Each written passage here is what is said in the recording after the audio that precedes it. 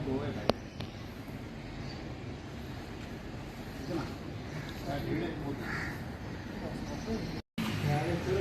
हमारी modern waterfall है 3 चक्र वाली ये कंप्लीट हो गया है।